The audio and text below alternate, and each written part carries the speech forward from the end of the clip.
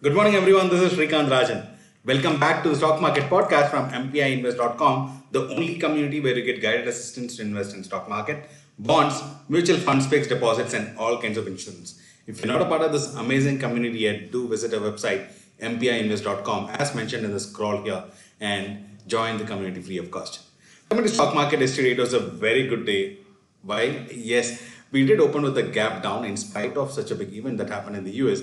But I would say the gap down was not big, and market was kind of still good. And even though US markets actually felt so big, the Indian markets were resilient. In fact, we could see the Indian market actually rising up and still strongly closing above 18,000. So that was a good thing, I would say. And the best part was the FIIs continue to buy. In fact, they've continued to buy and they bought for almost 600 crores while the DIAs continue to book profits. And that's what is happening in the market right now. So the table has been turned and the FIIs have been net buyers for almost the entire week, last week I would say, this week. And DIAs have been continuously booking profits. And if you look at yesterday, the major power to the Nifty was actually given by the PSU banks, especially SBI. In fact, you should open the chart of SBI and have a look at it. The way SBI has actually, risen up yesterday and touched an all-new, all-time high, that was something amazing. So, in fact, one good thing that we've always been discussing, in fact, if you remember, probably I think it was not recently that we have actually had, discussion on the bad banks, if you remember. Bad banks was launched by Indian government to actually reduce the non-performing assets, NPAs, of the PSU banks. And all the NPAs, I mean, if you see of all the results that has come of recently, all the banks have reported a reducing NPA. That actually means the bad bank is actually doing a great job. And that's exactly what is powering the Nifty right now. Because if you look at the Bank Nifty is already close to its all-time high. So just 500 more points and Bank Nifty should be hitting its all-time high again.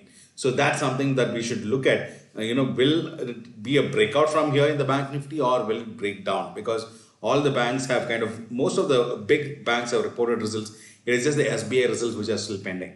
So if you look at the important market data for yesterday, of course, the big important result that we were waiting for was HDFC. And HDFC, of course, came out with flying colors, with good results, and that's something giving positivity again to the financial sector. So apart from that, we were also focusing on Welspun Corporation. So Welspun Corporation had a decent result, I would say, but of course the profits were actually down. It was into a loss, but then I would say a decent. Why? Because the input cost has really gone up, and still it could maintain their losses in control. That is something which is good. So of course, if we see of late, all the metal companies have been declaring very low profits, majorly because of the input cost going up. So that's exactly what happened with Welspun also. And I think it should get recovered soon. So apart from that, if you look at important results coming up today, we have Britannia that is coming up with results, and most importantly, Titan is coming up with result. TVS. So that's exactly why we could. I'm not expecting TVS to come out with great result. Let's see if it comes good. But otherwise, I was bearish because the two-wheeler industry, if you see overall, Hero has not reported a good result, and Bajaj Auto is kind of decent. So TVS also might come out with a decent result. So just do not want to take the risk. That's exactly why we already quit and booked some good profit out of TVS yesterday. So apart from that, we also have GAIL and Indigo coming out with results today. So these are important stocks we watched today for the results that are coming in.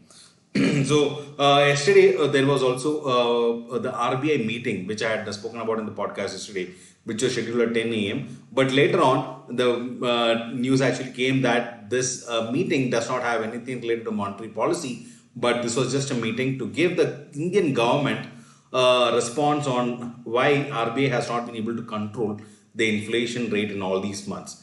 But then there is something good that came in. So there was a research company which actually came out and said that by December, India might see the inflation coming down to 6% and the GDP also might grow by 7%. So that is something giving positivity to Indian market right now. And probably that is what is, supporting the power of FIIs in India, and FIIs have continued to invest.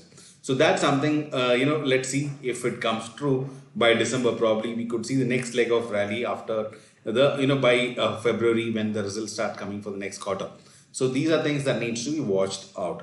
So apart from that, if you see, the major part of weakness has been from the IT sector, because after Indian markets closed, yesterday US markets continued to be in weakness, because the IT sector, especially Dow Jones was just down about 0.46%. That was still okay, but Nasdaq still fell more than 1%. So there is a major drag that is coming in from.